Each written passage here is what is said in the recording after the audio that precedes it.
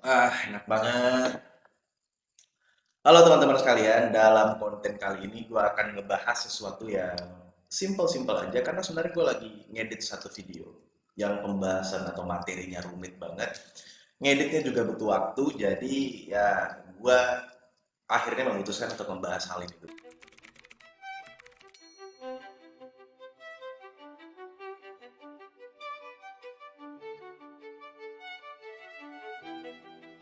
Nah, di sini gue akan bahas sesuatu hal yang berkaitan dengan filsafat, agama, dan logika. Nah, kenapa gue tertarik untuk membahas hal ini? Beberapa hari yang lalu, gue membuat polling di Instagram dan gue juga membuat polling di YouTube.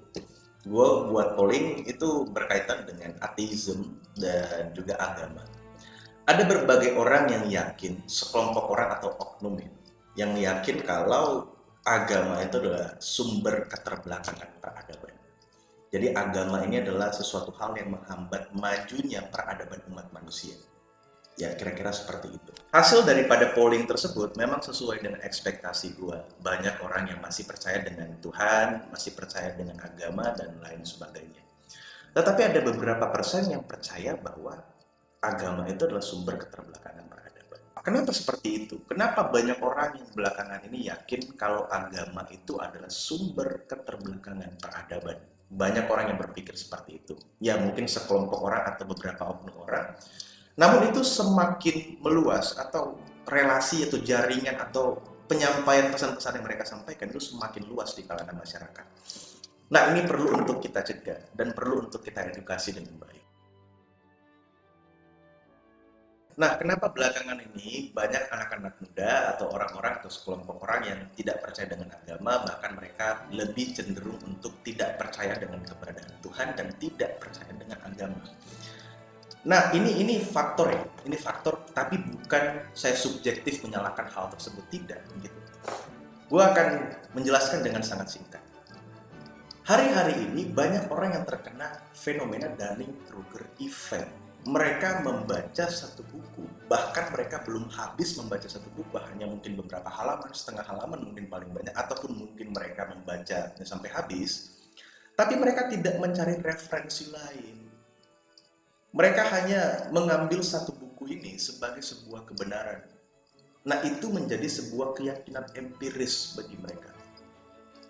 Sehingga apa yang mereka baca itu menstigma dirinya, mendoktrin dirinya bahwa apa yang tertulis dalam buku tersebut itu adalah kebenaran.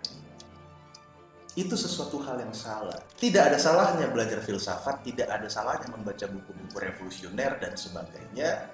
Yang salah pada saat Anda terjebak dalam ilmu filsafat dan Anda tidak bisa keluar dari situ.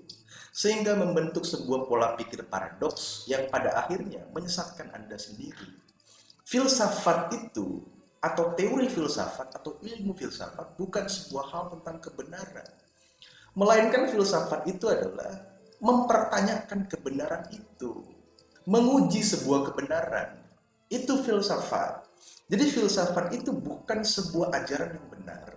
Ya, dalam beberapa konteks ya, maksudnya ilmunya atau teorinya seperti itu. Malahan filsafat itu menguji atau mempertanyakan sebuah kebenaran. Nah, kalau Anda percaya bahwa ajaran filsafat itu adalah hal yang paling benar, maka Anda sangat keliru. Itu keliru yang sangat-sangat fatal.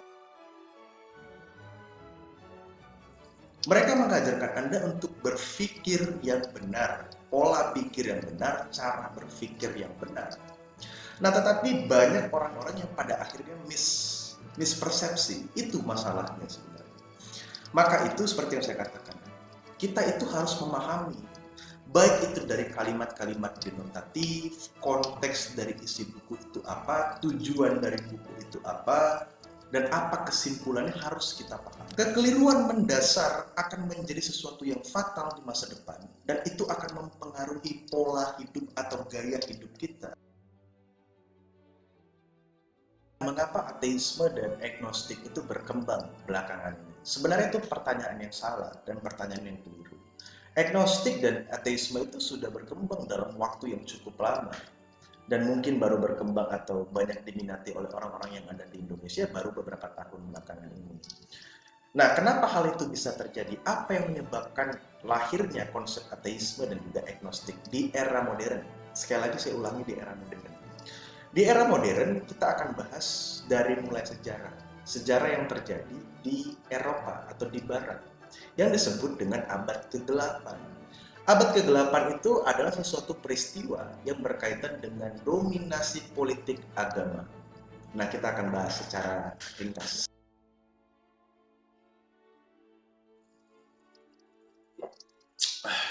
Jadi gini, pada zaman dulu ada sebuah peristiwa di mana hegemoni Katolik itu mendominasi politik yang ada di Eropa, terkhususnya di Eropa.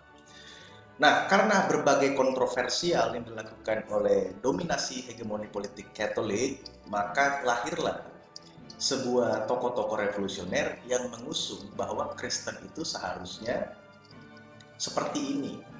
Katolik itu sudah mulai kehilangan kebenarannya. Ya, gue tidak berbicara subjektif atau menyalahkan Katolik, no. Itu urusan Anda, secara spiritual itu urusan Anda. Karena saya berbicara tentang sejarah aja di sini. Oke, lahirlah ajaran baru disebut dengan Kristen Protestan. Nah, Kristen Protestan ini dianggap oleh mereka sebagai jawaban yang benar bahwa Kristen yang benar itu seperti ini. I just want to do God's will. And He's allowed me to go up to the mountain. And I've looked over. And I've seen the promised land. Lahirnya era revolusi industri bersamaan dengan lahirnya juga Kristen Protestan yang semakin membesar di dunia dan terkhususnya di Eropa pada saat itu.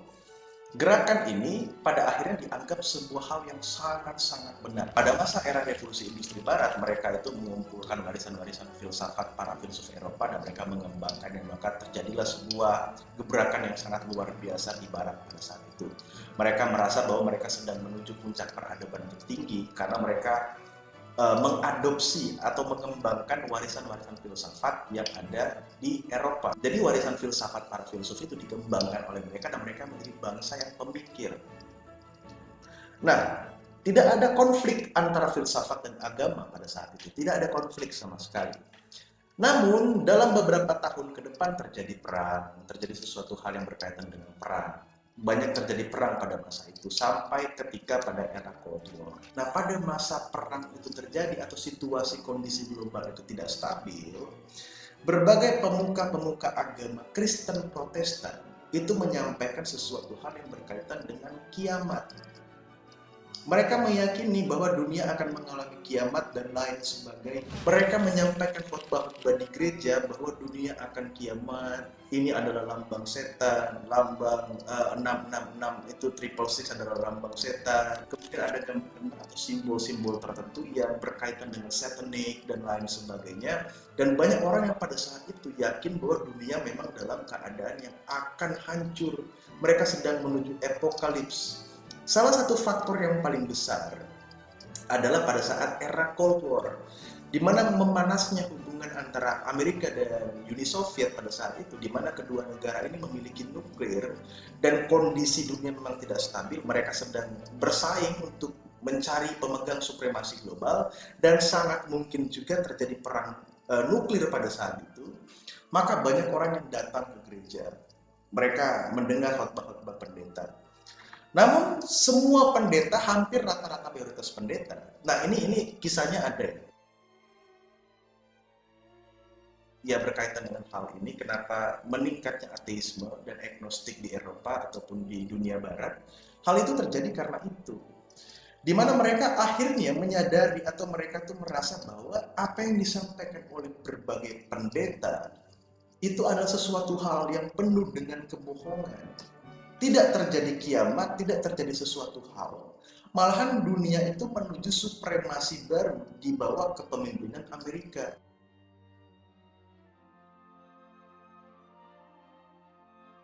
Amerika membawa sesuatu hal yang menurut mereka adalah sebuah simbol peradaban modern yang lebih baik dibandingkan hegemoni politik agama. Sehingga mereka meyakini bahwa agama ini hanya digunakan oleh sekelompok orang ataupun orang-orang yang mengkomersilkan atau menjual narasi-narasi keagamaan. Ya, tujuannya adalah duit dan juga mendapatkan sebuah supremasi kepemimpinan, dihargai, orang-orang pada respect dengan pemuka agama karena itu. Sehingga pada akhirnya melahirkan generasi-generasi yang sudah kecewa dengan sesuatu hal yang tidak terjadi sesuai dengan apa yang mereka khotbahkan. Nah, kenapa gue khawatir apa yang terjadi di Eropa yang disebut dengan abad ke-8 dan kemudian berlanjut sampai di era masa Perang Dunia Pertama, Perang Dunia Kedua, Cold War, dan lain sebagainya. Hingga pada akhirnya agnostik dan juga ateisme itu berkembang di berbagai benua dan sampai juga di Indonesia saat ini. Jawabannya simple. Karena berbagai orang atau tokoh-tokoh agama saat ini seringkali mempermainkan agama itu sendiri. Siapa Imam Mahdi? Profesor Dr. Anies Rashid Baswedan, itu Imam Al-Mahdi, Al-Imam Al-Mahdi. Saudara transfer paling telat besok jam 2 siang. Paling telat besok jam 2 siang. Nggak ada urusan sama bank, nggak ada urusan apapun, tapi Roh Kudus yang bilang sama saya. Kenapa gue bilang mereka mempermainkan agama itu sendiri? Mereka menjual narasi-narasi imam akhir zaman. Mereka menjual narasi-narasi yang tidak logis. Bahkan, ya jujur ya, dalam Islam gue melihat kalau seandainya ada kuburan-kuburan yang kita tidak ketahui itu siapa, dikomersilkan menjadi sebuah kuburan keramat, ini disebut dengan Habib ini, keturunan dari ini. Karena begini, bisnis daripada kuburan keramat yang kita tidak tahu siapa orang di dalam itu, bisa saja itu tidak benar, tapi dipercaya oleh banyak masyarakat yang ada di Indonesia. Bahkan fenomena Habib-Habib palsu itu semakin banyak sekali. Nah, ini yang menjadi persoalan sebenarnya. Nah, selanjutnya dalam Kristen ini lebih parah lagi sebenarnya. Dalam Kristen mereka menjual narasi rumah pembangunan untuk gereja. Jadi mereka membangun gereja itu memakai uang jemaat, mereka mengutip-ngutip ayat perjanjian yang ada di Alkitab, ayat perjanjian lama, ini untuk membangun rumah Tuhan dan lain sebagainya. Kemudian persepuluhan. Makanya kemarin tuh ada pendeta, salah satu pendeta itu yang menyinggung-nyinggung zakat dan menyamakan zakat itu dengan perpuluhan gitu ya. Ya walaupun konteksnya berbeda, zakat itu adalah sesuatu hal yang diberikan untuk orang miskin, orang yang membutuhkan. Sementara perpuluhan itu digunakan memang untuk kebutuhan gereja, dan salah satunya kebutuhan gereja itu adalah membayar ya pemimpin gereja tersebut atau kepala rumah gereja itu. Tentu itu sesuatu hal yang berbeda gitu kan. Tapi banyak juga orang yang membela itu, merasa bahwa ini tidak salah, ini tidak benar dan lain sebagainya. Itu adalah video klip yang dipotong. Bukan bagaimana video itu dipotong, tapi dari potongan klip video itu kita tahu apa maksud dan tujuannya. Nah, narasi-narasi yang berkaitan dengan uang, segala sesuatu tentang uang, jual uang, ini tentang uang, ini uang, semuanya uang. Maka pada akhirnya banyak anak-anak muda yang skeptis terhadap agama. Ada yang berbicara tentang uang, ada segala sesuatu yang berbicara tentang ini mistik, ini kuburannya keramat, tidak boleh diganggu dan lain sebagainya. Nah, pada akhirnya banyak orang yang merasa bahwa ini apa sih gitu? Ini masalahnya apa? Nah, apa yang terjadi di Eropa pada saat itu, itulah yang melenyapkan banyak orang pada akhirnya tidak percaya lagi dengan agama. Kalau dikatakan apakah Eropa itu adalah negara agamis, tentu Eropa itu adalah negara agamis. Mereka adalah negara yang memperjuangkan agama Kristen pada saat itu. Namun lambat laun mereka sudah mulai menyadari bahwa apa yang mereka lakukan di masa lalu itu adalah sebuah kesalahan. Sehingga pada akhirnya mereka sekarang apa yang mereka lakukan? Yang mereka lakukan adalah bagaimana membuat anak-anak muda itu mempercayai atau mengembalikan trust anak muda untuk percaya dengan agama.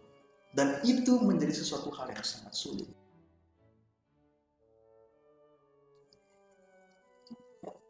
Oke, kita akan masuk ke penutup. Belakangan ini gue melihat berbagai quote yang ada di TikTok, di Instagram, di short YouTube.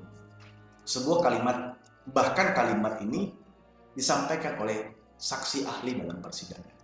Sebuah kalimat yang ditulis oleh seorang filsuf dan juga ahli hukum dan politik yang bernama Niccolo Machiavelli. Niccolo Machiavelli pernah menuliskan sebuah kalimat. Kalimatnya seperti ini. Politik have no relation to morals. Artinya politik tidak memiliki hubungan dengan moral. Nah, orang hanya mengambil kutipan-kutipan itu tanpa orang menyadari apa yang menyebabkan Niccolo Machiavelli menuliskan hal itu, menuliskan kalimat itu. Niccolo Machiavelli menuliskan kalimat politik have no relation to morals karena didasari untuk melakukan penentangan atau pergerakan perlawanan melawan hegemoni politik agama, di mana agama selalu menyarankan kita untuk bermoral dan lain sebagainya, sehingga kalimat itu lahir. Politik have no relation to morals. Politik tidak memiliki hubungan dengan moral. Tujuannya untuk menentang hegemoni politik daripada agama. Nah, ini kalimat-kalimat sepenggal atau video-video pendek itu dipercaya banyak orang tanpa orang menyadari konteksnya apa. Nah, kesimpulannya, filsafat itu tidak salah, bahkan mengajarkan kita untuk berpikir yang benar. Nah, kemudian apakah agama itu salah? Tentu agama itu tidak salah. Agama itu adalah sebuah keimanan yang harus dipercaya oleh setiap orang yang beragama. Tetapi saya setuju ada beberapa oknum-oknum pemuka agama atau orang-orang yang menjual agama, mengkomersilkan agama demi tujuan-tujuan tertentu. Ini yang harus kita basmi, dan inilah yang menyebabkan banyak orang pada akhirnya skeptis terhadap agama. Tentu mereka salah kalau mereka memandang skeptis agama. Tetapi kita juga harus berpikir apa yang mendasari mereka skeptis terhadap agama. Nah, itu harus kita ketahui. Jangan sampai nanti Indonesia mengalami abad kegelapan yang pernah terjadi di Eropa. Oke, kita akan ketemu di konten selanjutnya. Gua akan menyiapkan satu konten yang harus kalian tonton. Harus kalian tonton karena ini berkaitan dengan sesuatu hal perubahan iklim.